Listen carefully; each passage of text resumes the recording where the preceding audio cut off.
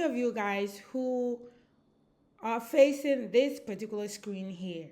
It says the information entered is now valid, okay? And you are pulling your hair because you feel that you have typed in the correct information, but then you get faced with this particular screen over here. Okay, so let's go through it and see what the problem could be, and I want to give you some tips on how to resolve this issue. Okay, if you're still struggling with um, why you are getting this, even though you feel that you have typed in the correct information. Okay, guys, if you're a DV lottery participant, you register for the DV lottery, and now you're checking your results to see whether you've been selected, and you're facing this particular screen. Okay, um, and you have typed in everything. Here you have given your confirmation number, you have given your last name or the surname that you use for the registration, and you've given your year of birth, type in the authentication, and then when you click submit, you end up with this dreadful screen. Okay, this can be really frustrating for a lot of people. So let me help you guys out for you to figure out what the problem is. Okay, guys, when you run into this page, there are a couple of reasons why you are here. Okay, what the computer is basically telling you is that based on the information that you have given, it is not able to match it with any record in the database, right? In the database. Remember, when we all apply for the DV lottery, all the information that we gave it have been stored in a database on the servers of, wherever these servers are located. That is where, all the entries are stored. Okay. Now, after they do the selection information, the people who are selected, that data will also be stored in a database. So what you're trying to do is that you are here entering your information to verify, right? You enter your information so that it will compare to the selection database and the not selected database, right? So when you type your information correctly, it will tell you whether you are selected or you have not been selected. But then sometimes you face this page. Now, there are several things that could be the reason why you are facing this page. The first thing that I want you to think of when you are faced with this page is that, are you sure you participated in the DV lottery? Okay. Hey, if you're somebody who did not take part in the DV lottery, DV 2025, which the registration took place in October, November 2023, if you did not register and you are here making up your own confirmation number to check, obviously it is invalid because the database, when the computer, this website tries to communicate with the servers to check on the database, cross check to see whether this entry was in there, it's like, I don't even know this, right? The system is saying like, hey, I don't even know this. Where is this confirmation number from? But obviously it's not going to tell you that I don't know where this comes from. It will tell you invalid information. Okay, so be sure that you are checking the correct DV lottery registration. Okay, if you know you need to be checking for DV 2024, you shouldn't have a confirmation number that says 2025. So are you sure that you took part in this DV lottery? Okay, that is the first thing that I would tell you for you to check for yourself. The second thing that I would tell you to check will be,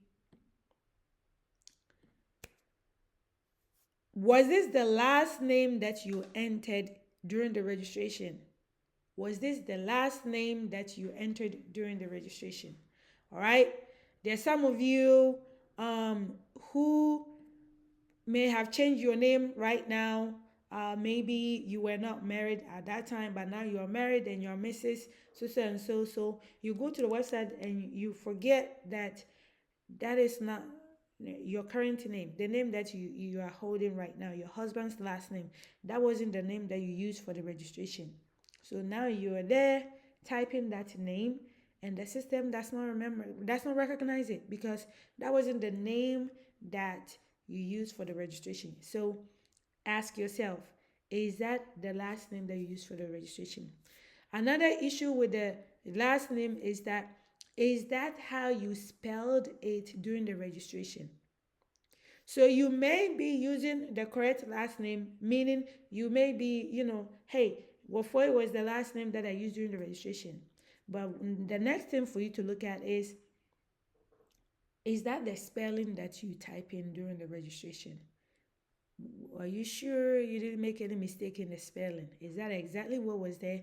This is why it is important to look on your confirmation page because it will show you exactly how your last name was typed for the registration. So, are you sure this is the last name that you use? That will be the first thing to check when it comes to your name. And then the second thing about your name is, are you sure this is the correct spelling? The spelling that you typed during the registration. Okay?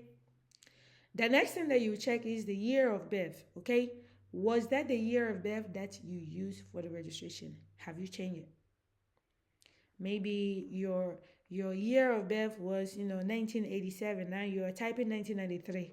That is why the system feels it's invalid. But one of the biggest frustration a lot of you guys are going to face is that the system will not tell you that it is this one particular thing that is the problem, right? I remember during the registration, when you run into any difficulties, it will put some red mark, red statement under it and tell you that, oh, you did not, it will tell you that you did not type in the correct information, all right? Look at this one for example. It says invalid confirmation number is because this confirmation number is less than 16. It's 15 numbers. You see, this one is telling me that I need to have 16 numbers, right? It's not going to tell you that the last number shouldn't be R. It's not going to tell you the last number should be 2, right?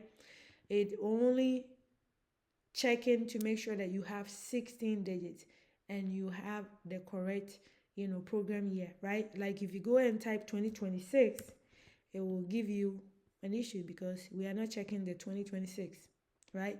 There's no 2026 yet, so you shouldn't be typing 2026, right? So those are the things that the system will check you, but it will not tell you that you have made any other mistake in your confirmation number. It will check to make sure that the confirmation number, it starts with the program year. So if it's a program year that is not, that we are not checking right now, the system will see it and flag it because it will flag that part. It's reading the beginning numbers here, the 4 digits here, to make sure that, okay, this is a valid program year, right? You cannot be checking 2026 because we have not even done that yet, and you shouldn't even have a confirmation number for 2026. And then it's checking to make sure that the entire numbers for your confirmation number is 16 digits. You have 16 digits. If it's less than 16 digits, it will flag it for you. But see, when I type my name and I forget to add the Y, it does not tell me that oh, you meant to add Y, but then there's no Y. You see, it does not tell me that. Let me show you another thing. See, Wofoy, I have made it Wolf, WOF. It is still not telling me that, hey, your name is supposed to be Wofoy. You see, the system is not going to tell you this. So that's why you have to be very careful, all right?